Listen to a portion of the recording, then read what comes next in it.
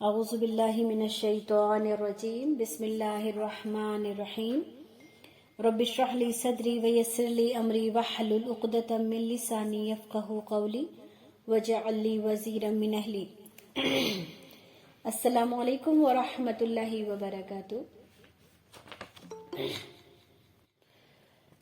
جیسا کہ آپ سب کو پتہ ہے کہ ہم حضرت سلیمان علیہ السلام کے قصے کو پڑھ رہے تھے، ان کے جو واقعات قرآن میں درج ہیں اور جو ہمارے پاس انفارمیشن ہے حدیث کے حوالے سے، ان سب کو اکٹھا کر کے ہم سلیمان علیہ السلام کو سمجھنے کی، جاننے کی کوشش کر رہے تھے۔ اور اسی کے حوالے سے ہم لوگوں نے ملکہ سبا کا واقعہ پڑھا، جس کا نام روایات میں بلقیس آتا ہے، اور اس کی خبر ہدہد نے حضرت سلیمان علیہ السلام کو دی۔ پھر حضرت سلیمان علیہ السلام نے ان کی جانب ایک خط روانہ کیا کہ وہ اللہ کی مطیع اور فرمانبردار ہو جائے، کیونکہ ہدہد نے انہیں بتایا تھا کہ وہ اللہ کی عبادت نہیں کرتی بلکہ سورج کی عبادت کرتی ہیں۔ پھر جب ملکہ سبا کو حضرت سلیمان علیہ السلام کا لیٹر ملا تو انہوں نے اپنے قاصد کو بہت سارے مال اور اسباب کے ساتھ بھیجا کہ حضرت سلیمان یہ مال قبول کر لیں اور انہیں ان کے حال پر چھوڑ دیں۔ لیکن حضرت سلیمان علیہ السلام مال کے حریص نہیں تھے، بلکہ وہ اللہ کے بندوں کو اللہ کی طرف لانا چاہتے تھے، اس لیے انہوں نے ان کے اس تحفے تحائف کو واپس کیا اس خبر کے ساتھ کہ ان کو کہو کہ وہ ہمارے دربار میں حاضر ہوں اور اللہ کی مطیع اور فرمانبردار بن کر آئیں۔ جب قاصد اتنے سخت جملے کے ساتھ ملکہ سبا کے پاس گیا تو ملکہ سبا اس بات کو سمجھ گئی کہ انہیں اب ان کے پاس جانا ہوگا۔ ملکہ سبا نے جب آنے کا ارادہ کیا تو ہدہد نے یہ خبر بھی حضرت سلیمان علیہ السلام کو پہنچا دی کہ ملکہ سبا اپنے درباریوں کے ساتھ محل میں آ رہی ہیں۔ جب حضرت سلیمان علیہ السلام کو یہ خبر ملی تو انہوں نے اپنے دربار میں یہ اعلان کیا کہ کون ہے جو ملکہ بلقیس کا تخت اٹھا کر یہاں لا دے میرے لیے، تاکہ ایک تو ملکہ سبا کے اوپر اس بات کی اہمیت بھی جتانی تھی کہ اللہ کے قدرت میں، اللہ کے ہاتھ میں ساری چیزیں ہیں، اور اللہ چاہے تو انسان کو عزت اور مرتبہ، قوت، جاہ، منزلت سب کچھ عطا کر سکتا ہے، اور اس کے لیے ضروری نہیں کہ انسان جادو یا اور دوسری چیزوں کا سہارا لے، بلکہ اللہ ہی وہ علم انسان کو عطا کرتا ہے جس کے ذریعے وہ دنیا کے وسائل بھی اپنے تابع کر سکتا ہے۔ ملکہ بلقیس کے تخت کے بارے میں جب اعلان کیا تو ایک جن نے کہا کہ میں اس کو آپ کے لیے لا سکتا ہوں، لیکن قرآن میں یہ آیات درج ہے کہ ایک مومن بندے نے پھر کہا کہ میں آپ کے پلک جھپکنے تک ہی وہ تخت آپ کے پاس پہنچا سکتا ہوں، اور ہوا بھی یہی کہ ملکہ بلقیس کا تخت فلسطین آ گیا حضرت سلیمان علیہ السلام کے دربار میں۔ اور اس کے بعد جو حضرت سلیمان علیہ السلام کے قول ہے، جو ان کا وہ ہے اسٹیٹمنٹ ہے، اس کو اگر ہم پڑھیں قرآن میں، جب اللہ تعالیٰ نے فرمایا کہ حضرت سلیمان علیہ السلام نے فرمایا ھذا من فضل ربی، یہ تو سراسر یہ میرے رب کا فضل ہے، اور اس کے آگے کی آیت یعنی ھذا من فضل ربی، ہم اپنے گھروں میں اپنی چوکھٹ پر نیا گھر بناتے ہیں تو وہاں پر نئی شاپ اگر کھولا، نیا بزنس اسٹارٹ کیا تو ہم ایک فریم بنا کر لگا دیتے ہیں، ھذا من فضل ربی، کہ یہ میرے رب کا فضل ہے۔ لیکن یہ حضرت سلیمان علیہ السلام کا اسٹیٹمنٹ ہے، لیکن اس کے بعد ان کی بات پوری نہیں ہوئی، بلکہ آگے کے الفاظ باقی ہیں۔ ابھی آگے کیا فرماتے ہیں حضرت سلیمان علیہ السلام کہ یہ تو میرے رب کا فضل ہے، لیبلونی، تاکہ وہ مجھے آزمائے، اشکر، کہ میں شکر ادا کرتا ہوں، ام اکفر، یا میں کفر کرتا ہوں، یا میں ناشکری کرتا ہوں۔ ومن شکر، تو جس نے شکر کیا، فانما یشکر لنفسہ، تو یہ شکر گزاری اس کے اپنے ہی نفس کے لیے ہے، یعنی یہ شکر گزاری اس کو ہی فائدہ پہنچائے گی۔ ومن کفر، اور جو کوئی کفر کرے گا، فإن، تو بے شک، ربی، میرا رب، غنی کریم، وہ بہت بے پرواہ اور عزت والا ہے نا. تو آپ دیکھیں کہ ہادہ من فضل ربی صرف کہہ دینے بھر سے کیا بات پوری ہو جاتی ہے؟ نہیں. جب بھی اللہ کا فضل آتا ہے تو اس کے ساتھ ساتھ اللہ کی آزمائش آتی ہے نا، کہ میرا یہ بندہ یہ نعمت پا کر شکر گزار ہوتا ہے یا ناشکرا ہوتا ہے. اور یہ پوری آیت ہے، یہ پورا پیکج ہے. اور جب میں نے پہلی بار اس کو سنا تھا تو مجھے اتنی حیرانی ہوئی تھی کہ ہم کس کانٹیکس میں اس آیت کا استعمال کرتے ہیں، اور اللہ رب العالمین نے یہ کس کانٹیکس میں حضرت سلیمان علیہ السلام کے حوالے سے اس بات کا ذکر کیا ہے. حالانکہ بات بالکل ٹھیک ہے کہ ان کو بھی ایک اللہ کی نعمت مل رہی تھی، اور وہ بھی ایسی جس کا انہوں نے وہم و گمان نہیں کیا تھا، لیکن اس کے ساتھ ان کا ویو بالکل کلیئر تھا کہ نعمت کا ملنا آزمائش کے آنے کے برابر ہے. یعنی اور آزمائش بری چیز نہیں ہوتی. آزمائش کے بس دو پہلو ہوتے ہیں، یا تو آپ شکر گزار ہوں گے یا آپ ناشکرے ہوں گے. اگر شکر گزار ہے تو وہی نعمت، وہی آزمائش ہمارے لیے باعث اجر اور ثواب ہو جائے گا. اور اگر ہم ناشکرے ہیں یا ہم نے بھلا دیا اللہ کو، یا ہم نے یہ سمجھا کہ یہ میرا اپنا ٹیلنٹ تھا، یہ میری اپنی سوچ، یہ میرا عقل، یہ میری سمجھ، اس وجہ سے یہ چیزیں پاسبل ہوئی، تو پھر بس وہیں پر ہم اللہ کے ناشکرے بن جاتے ہیں، اور وہ چیز ہمارے لیے آزمائش سے عذاب بن جاتی ہے اور ہمیں پتہ ہی نہیں چلتا. اور اللہ تعالیٰ کیا فرماتا ہے کہ تم چاہے میرا گنگان کرو یا نہ کرو، میں اس سے بے پرواہ ہوں، مجھے اس کی کوئی حاجت، کوئی ضرورت نہیں. کیونکہ حضرت سلیمان علیہ السلام نے کیا کہا؟ وَمَن شَكَرَ فَإِنَّا يَشْكُرُ لِنَفْسِهِ، جس نے شکر کیا وہ اس کو اس کی ذات کو ہی فائدہ پہنچائے گا، ہے نا. تو جب ملکہ بلقیس کا تخت حضرت سلیمان علیہ السلام کے دربار میں پلک جھپکتے ہی حاضر ہو گیا، تو حضرت سلیمان علیہ السلام نے اس میں تھوڑی سی تبدیلی کرا دی تاکہ وہ ملکہ بلقیس کے عقل کو جانچ سکے، پرکھ سکے کہ یہ جو عورت حکومت کرتی ہے کیا یہ اس لائق ہے کہ یہ حکومت کرے. پھر جب ملکہ بلقیس دربار میں آئیں تو دور سے ہی ان کا تخت دکھلایا گیا اور کہا گیا کیا یہ آپ کا تخت ہے؟ اس نے جواب دیا شاید یہ وہی ہے یا اس جیسا. پھر ملکہ بلقیس کو یہ بھی گمان تھا کہ وہ تو اپنے تخت کو یمن چھوڑ کر آئی ہیں، تو وہ تخت یہاں کیسے آ سکتا ہے. بہرحال اس میں اس سے بھی انہوں نے جان لیا کہ حضرت سلیمان علیہ السلام کو اللہ نے بہت سارا علم اور بہت ساری طاقت عطا فرمائی ہے. پھر جب ان کو حضرت سلیمان علیہ السلام نے آگے محل میں آنے کی دعوت دی تو حضرت سلیمان علیہ السلام کا محل ایسا تھا کہ نیچے پانی بہتا تھا اور پانی پر شیشے کی چھت تھی. اس پانی کے اندر مچھلیاں اور دوسرے پانی کے جانور بھی تھے. جب ملکہ بلقیس وہاں پہنچی تو اس سے کہا گیا کہ محل میں آئیں. جب حضرت سلیمان تخت پر رونق افروز ہو گئے، اسے دیکھ کر وہ سمجھی کہ یہ حوض ہے نا. اسے لگا کہ تخت اور محل کے دروازے کے درمیان بیچ میں کوئی اتنا ہی پانی جس میں انسان ڈوبے نہیں، وہ پانی ہے. تو انہوں نے کیا کیا، اپنے پائچے اوپر کر لیے اور اپنی پنڈلیاں کھول لی. لیکن جب انہوں نے پیر رکھا تو وہ زمین تھا، وہ فرش تھا، وہ پانی نہیں تھا.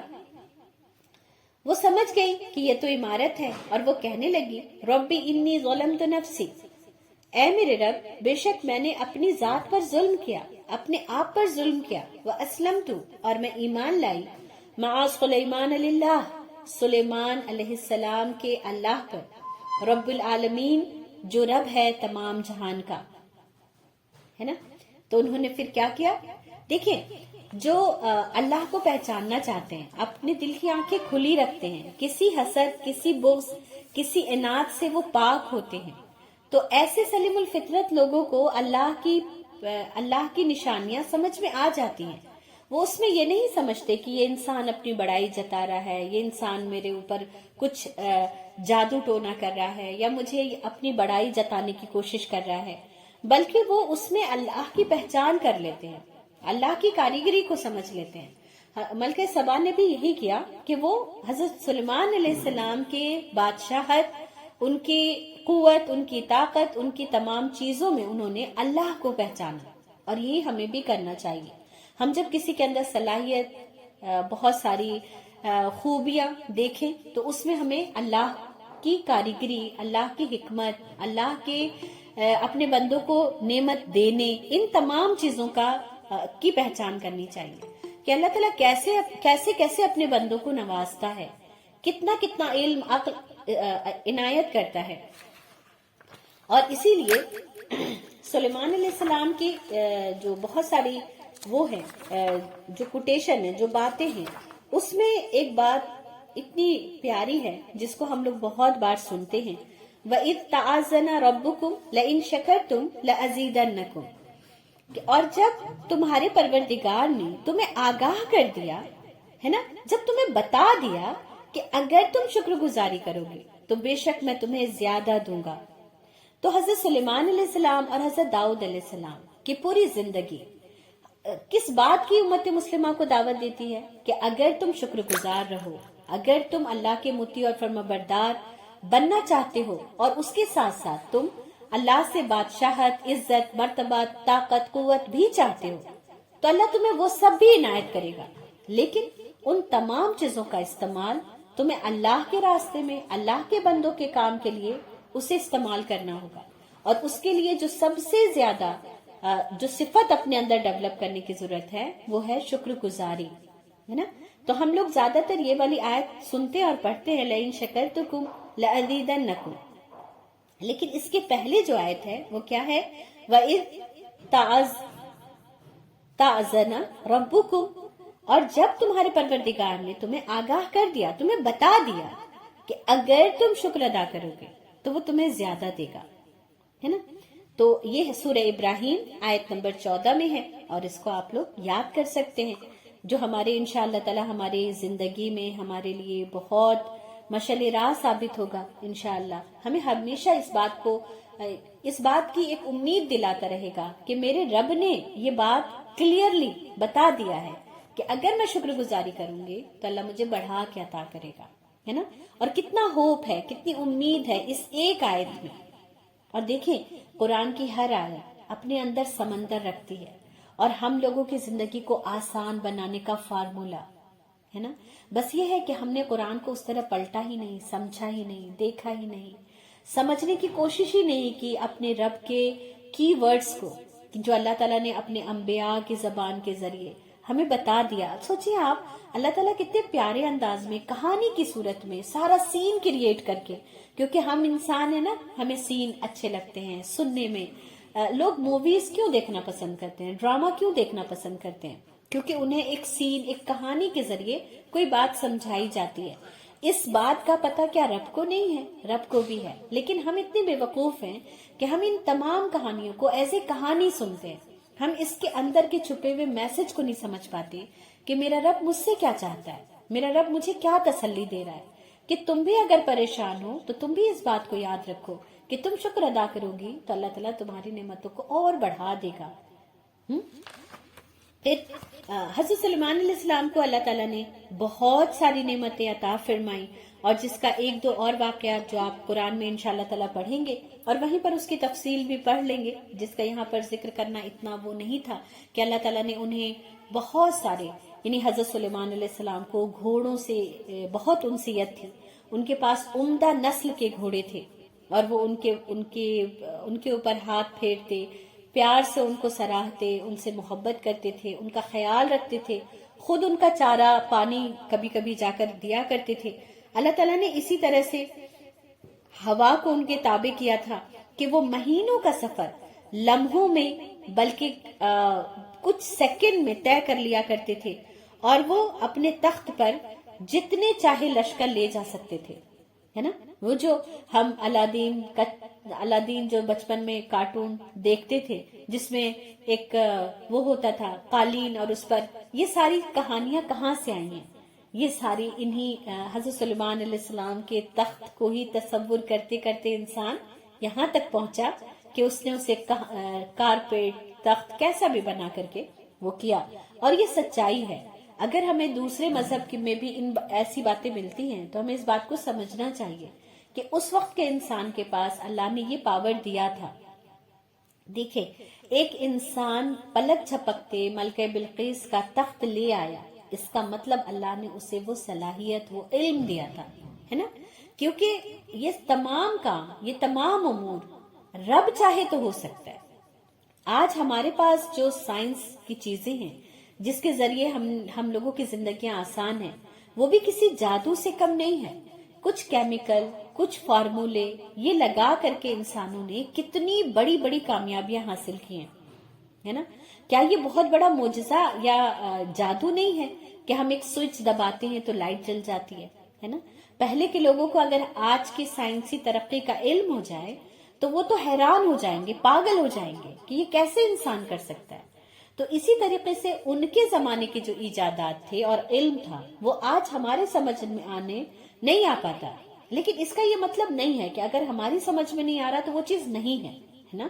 بہت ساری ایسی چیزیں ہیں جو ہماری سمجھ میں نہیں آتی پر وہ ہیں دنیا میں، وہ اپنا وجود رکھتی ہیں. پھر اللہ نے ان کے سرکش جن ان کے مطیع اور فرمانبردار کر دیے تھے. دیکھیں، جن ان کے قابو میں تھے، جن پر وہ حکومت کرتے تھے، لیکن سرکش جن بھی ان کے مطیع تھے. یعنی ایسے جن جو سرکش ہوتے ہیں، باغی ہوتے ہیں، کسی کے کنٹرول میں نہیں آتے، لیکن حضرت سلیمان علیہ السلام کے کنٹرول میں اللہ نے دیا تھا. بلکہ علماء کہتے ہیں کہ ایسے شیاطین بھی ان کے کنٹرول میں تھے جو کسی نیک انسان کے کنٹرول میں نہیں آ سکتے، پر اللہ نے ان کو یہ خاص نعمت عطا فرمائی تھی. وہ جانوروں کی بولی سمجھتے تھے اور وہ جانوروں سے کلام کر سکتے تھے. پھر یہ کہ وہ دعوت و تبلیغ کے لیے ادھر ادھر جاتے، اور اس میں آپ دیکھیں کہ ہدہد نے جب یہ کہا کہ میں آپ کے پاس وہ خبر لایا ہوں جس کی خبر نہیں ہے آپ کو، تو حضرت سلیمان علیہ السلام بپھر نہیں گئے کہ میں اتنا بڑا راجا، اتنا بڑا بادشاہ، میرے پاس تو میں تو جانوروں کی بولی سمجھتا ہوں، میں تو سرکش جنوں پہ حکومت کرتا ہوں، اور تم میری نالج پر سوالیہ نشان اٹھا رہے ہو. تو اللہ تعالیٰ نے حضرت سلیمان علیہ السلام کو اتنی ساری جاہ و منزلت دینے کے باوجود ان کے اندر انکساری ڈالی تھی، ہے نا. ان کے اندر ہمبلنس تھا، وہ بہت کام انسان تھے، وہ بہت زیادہ اللہ کے آگے انکساری رکھنے والے عاجز بندے تھے، اور وہ کبھی بھی اپنے علم پر فخر نہیں کرتے تھے. یہ ہدہد کے واقعے سے ہمیں صاف پتہ چلتا ہے، کیونکہ حضرت سلیمان علیہ السلام کے جو سینٹنسز ہیں وہ ایسے ہی ہیں کہ جس سے یہ پتہ چلتا ہے کہ ان کو اپنے علم کا، اپنے نالج کا بالکل بھی کوئی گمان نہیں تھا. پھر یہ کہ حضرت سلیمان علیہ السلام کو اللہ نے قوت فیصلہ یعنی کہ فیصلہ کرنے کی بہت اچھی صلاحیت عطا فرمائی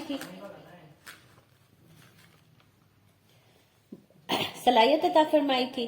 کہ ایک بار اس میں ان کے یہاں ایک وہ آ گیا، ایک کیس آیا کہ دو عورتیں تھیں اور دونوں کے چھوٹے بچے تھے، اور وہ دونوں جنگل میں کچھ کام کر رہی تھی. تو ان میں سے ایک کے بچے کو بھیڑیا اٹھا لے گیا یا شیر اٹھا لے گیا. اب دوسری نے یہ کہنا شروع کر دیا کہ تمہارے بچے کو بھیڑیا اٹھا لے گیا ہے اور میرا بچہ یہاں پر ہے، موجود ہے. ایک منٹ.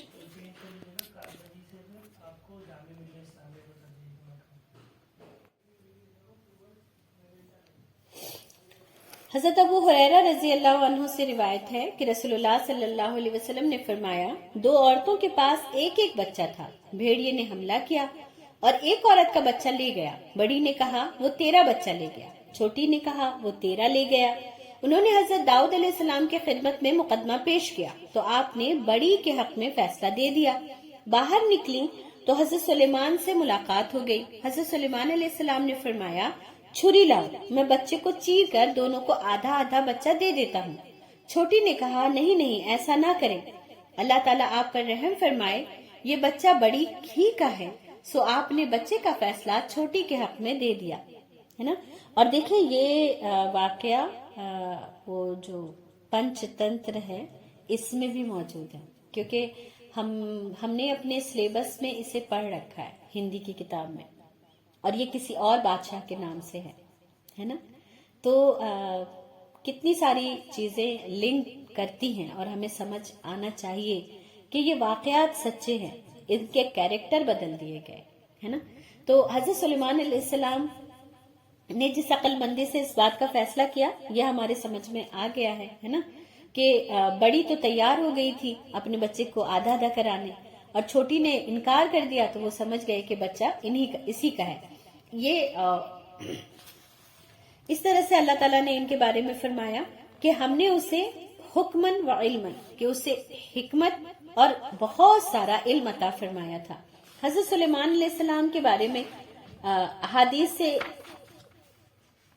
سے ایک اور ان کی دعا کا پتہ چلتا ہے کہ حضرت عبداللہ بن عمر سے روایت ہے کہ رسول اللہ صلی اللہ علیہ وسلم نے فرمایا جب سلیمان علیہ السلام نے بیت المقدس تعمیر کیا تو اللہ سے 3 دعائیں کی. ان کی 2 دعا قبول ہو گئی اور تیسری قبول نہیں ہوئی. امید ہے وہ تیسری نعمت ہمیں یعنی امت محمدیہ کو ملے گی ہے نا. اب امت محمدیہ خوش ہو جائے گی کہ وہ تیسری دعا ہمیں ملے گی. تو وہ دعا کیا ہے؟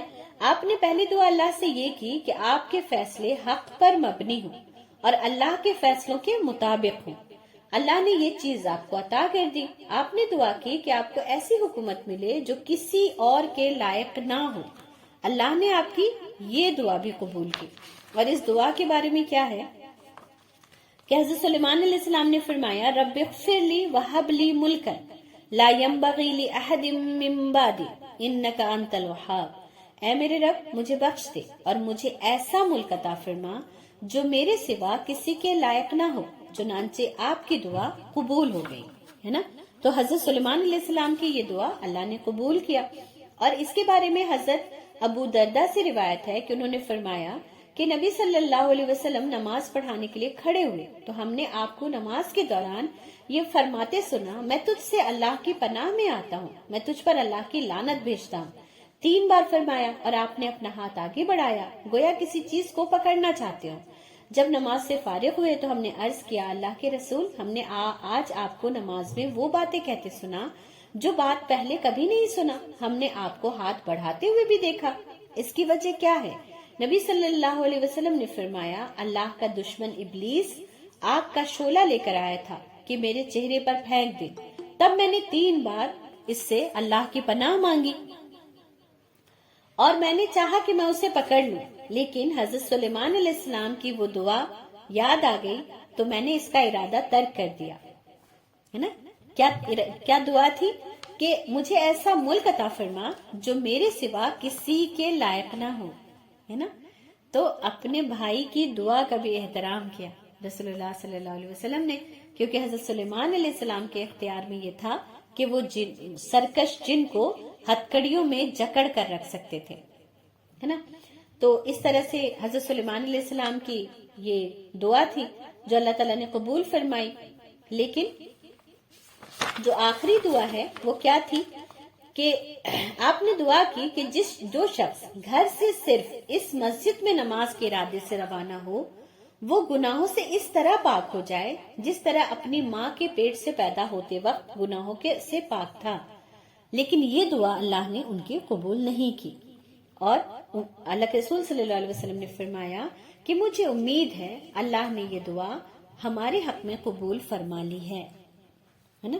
یعنی کہ خانہ کعبہ اور مسجد نبوی کے بارے میں، مسجد اقصی کے بارے میں یہ نہیں ہوئی.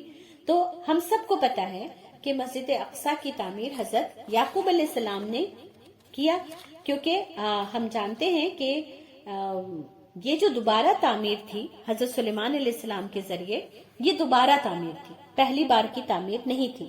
اور اس کی دلیل کیا ہے کہ اللہ کے رسول صلی اللہ علیہ وسلم سے جب پوچھا گیا کہ مسجد اقصی اور مسجد حرام یعنی کہ بیت اللہ میں پہلی مسجد کون سی ہے تو آپ نے فرمایا بیت اللہ، اور کہا اور خود ہی ایکسٹرا بتایا کہ اور بیت اللہ سے 40 سال کے بعد بیت المقدس تعمیر ہوا.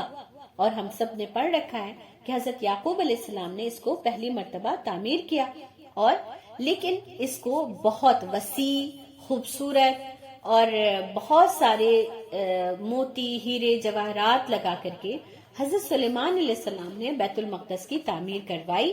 اور یہ تعمیر جنہوں نے کیا اس کام پر انہوں نے جنوں کو اپوائنٹ کیا تھا اور انہوں نے اس کی تعمیر کی.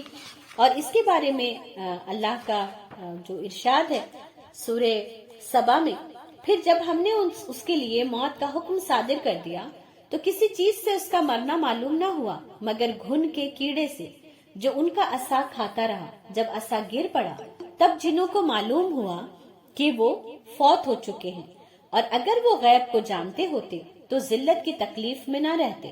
حضرت ابن عباس فرماتے ہیں کہ حضرت سلیمان کی وفات کے بعد گھن کا کیڑا 1 سال تک ان کے عصا کو کھاتا رہا، تب آپ کا جسم مبارک گرا. حضرت ابن جریر فرماتے ہیں آپ کی عمر 50 سال سے کچھ زیادہ تھی. آپ کی وفات کے بعد آپ کا بیٹا رجعام بادشاہ ہوا. اس نے 70 سال حکومت کی. اس کے بعد بنی اسرائیل کی سلطنت ٹکڑے ٹکڑے ہو گئی. تو بیت المقدس کی تعمیر جنوں کے ذریعے ہوئی اور حضرت سلیمان علیہ السلام جنوں پر نگرانی رکھنے کے لیے ایک عصا پر ٹیک لگا کر کھڑے ہو گئے. اللہ کا کرنا یہ ہوا کہ مسجد تو تعمیر نہیں ہو سکی تھی، پر ان کے موت کا وقت پورا ہو گیا، ان کی زندگی پوری ہو گئی اور موت کا وقت آ گیا. تو اللہ نے موت کے فرشتے کو بھیجا، لیکن اس حال میں کہ وہ کھڑے تھے، اور اسی حال میں ان کی روح قبض کر لی گئی اور وہ کھڑے رہے. جیسا کہ ابھی حدیث سے ثابت ہے کہ 1 سال تک وہ اسی طرح کھڑے رہے، اور جنہوں نے بیت المقدس کو ویسا ہی تعمیر کر دیا جیسا کہ حضرت سلیمان علیہ السلام چاہتے تھے. پھر گھن ان کے عصا میں لگ گیا اور دھیرے دھیرے وہ عصا کو جب اس نے چاٹ لیا، وہ کھوکھلا ہو گیا اندر سے، تو حضرت سلیمان علیہ السلام کا جسم مبارک گر گیا. اب یہاں پر یہ سوال ہے کہ حضرت سلیمان علیہ السلام کے جسم کو کچھ نہیں ہوا، تو یہ اللہ کا کرنا، اور اللہ نے اپنے بندے کے جسم کو محفوظ رکھا. اب آپ دیکھیں کہ آج بھی یہ تو اللہ کے نیک بندے تھے، یہ تو اللہ کے چہیتے تھے، یہ تو اللہ کے نبی تھے. اللہ نے فرعون کی لاش کو بھی باقی رکھا ہے عبرت کے لیے. تو اللہ جو چاہے وہ کر سکتا ہے.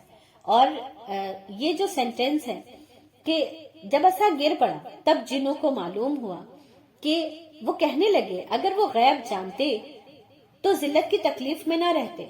یعنی جنوں کو بھی یہ بات سمجھ میں آ گئی کہ اللہ نے ان کے اوپر حضرت سلیمان علیہ السلام کو مسلط کیا تھا، ورنہ سلیمان علیہ السلام کے پاس خود کوئی نالج یا کوئی غیب کا علم یا کوئی ایسی پاور نہیں تھی کہ وہ جنوں سے کام کرا لیتے، بلکہ اللہ نے ان کو یہ پاور، یہ تمام چیزیں عطا کی تھی.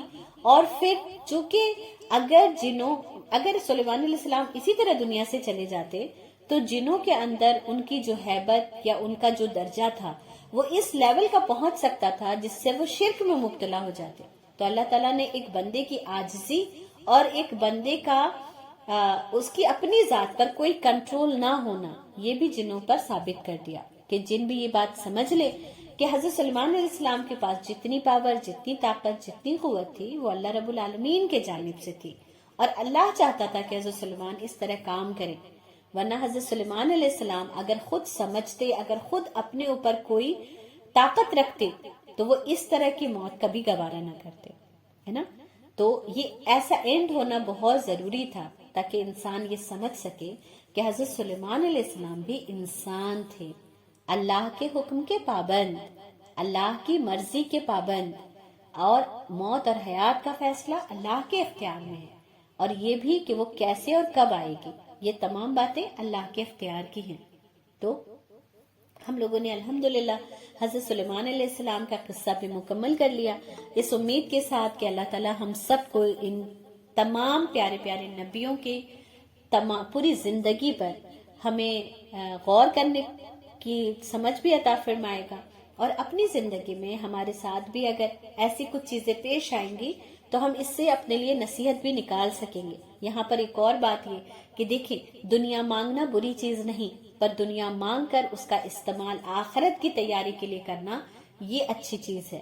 حضرت سلیمان علیہ السلام نے بھی اپنے لیے ایسی بادشاہت مانگی جو اللہ نے اس سے پہلے کسی کو نہ دی ہو. تو دیکھیں، وہ دنیا ہی تو مانگ رہے تھے، لیکن اس دنیا کو مانگ کر انہوں نے کیا کام کیا، یہ ہمارے لیے پوائنٹ ہے کہ ہم اس بات کو دیکھیں کہ میں بھی اگر اولاد مانگتی ہوں، میں بھی اگر گھر بار، اپنے لیے گاڑی، سب کچھ اگر اللہ سے مانگتی ہوں تو یہ بری بات نہیں، لیکن اس کے بعد میں ان تمام وسائل کا استعمال کیسے، کب، کہاں کرتی ہوں، اور کیا بنانے کے لیے کرتی ہوں، یہ ہمارے لیے سوچنے کی بات ہے نا. بہت اچھا آرام دہ کمرہ بنا کر پھر اس کمرے میں اگر میں گھنٹوں گھنٹوں اپنا وقت برباد کرتی ہوں تو یہ چنتا کی بات ہے نا. لیکن اگر آرام دہ کمرہ بنا کر اس میں اور زیادہ اللہ سے اپنا کنیکشن مضبوط کرتی ہوں، علم حاصل کرتی ہوں، اور اپنے وقت کو صحیح جگہ، اپنے ذہن کو کول کر کے اپنی قوم کے لیے، اپنے دین کے لیے، اس کے فروغ کے لیے اپنے دماغ کا استعمال کرتی ہوں، تو پھر یہی نعمتیں ہمارے لیے انشاءاللہ تعالی اجر کا باعث ہو جائیں گی انشاءاللہ. حضرت سلیمان علیہ السلام اور حضرت عیسیٰ علیہ السلام کے درمیان میں ہی اور بھی کچھ نبی ہیں جن کا یہاں پر میں صرف نام لے لیتی ہوں، کیونکہ ان کے واقعات ایسے ہیں کہ کبھی آپ کو اللہ تعالیٰ انشاءاللہ تعالیٰ اللہ جب اگر وہ رکھے گا، دل میں تڑپ رکھے گا، تو آپ کو توفیق بھی دے گا کہ آپ ان انبیاء کو تھوڑا سا پڑھ سکیں، سمجھ سکیں. کہ حضرت شایع بن امسیہ ہیں، حضرت ارمیہ بن اور حضرت دانیال، یہ ان کے درمیان کے ہیں. اور ایک حضرت عزیر علیہ السلام ہے جن کے بارے میں یہ ہے کہ یہود انہیں اللہ کا بیٹا نعوذ باللہ کہتے ہیں، اور یہ کیوں کہتے ہیں اس کے بارے میں ہم تھوڑا سا جان لیں گے. اور حضرت زکریا اور یحییٰ علیہ السلام ہیں، یہ حضرت سلیمان اور حضرت عیسیٰ علیہ السلام کے درمیان کے یہ نبی ہیں. انشاءاللہ تعالی ہم ان کو اگلے ہفتے کریں گے. اور حضرت عیسیٰ علیہ السلام کو میں بھی ہمیں رمضان کے بعد کرنا پڑے، پھر ہم دوبارہ سے اپنا سیرت رسول اللہ صلی اللہ علیہ وسلم کی جرنی سٹارٹ کریں گے انشاءاللہ تعالی. اللہ تعالی ہم سب کا حامی و ناصر ہو. اللہ تعالی ہم سب کو بہترین طریقے پر یہ رمضان گزارنے کی توفیق عطا فرمائے، اور جتنا کچھ ہم نے سنا ہے، سیکھا ہے، سمجھا ہے، اس پر بھی عمل کریں، اور آگے بھی بہت ساری چیزوں کے لیے اپنے ذہن، اپنے دل کو کھولنے، صاف ہونے کی اللہ سے دعا بھی کریں. ایک پیارا مہینہ آ رہا ہے جس میں ہمارے لیے اللہ تعالیٰ بہت سارے راستے آسان کر دیتا ہے، نیکی پر چلنا آسان ہو جاتا ہے. تو ہم انشاءاللہ اس سے پورا فائدہ اٹھائیں گے اور اپنی سیکھی ہوئی چیزوں کو ریکال کریں گے اور اپنے عمل کو انشاءاللہ درست کریں گے. تو اب ہم یہاں پر اپنی دعا پڑھ لیتے ہیں. سبحانک اللہم و بحمدک، نشہد ان لا الہ الا انت، نستغفرک و نتوب الیک. سبحان ربک رب العزت عما یصفون، وسلام علی المرسلین، والحمد للہ رب العالمین. آمین. السلام علیکم ورحمۃ اللہ وبرکاتہ.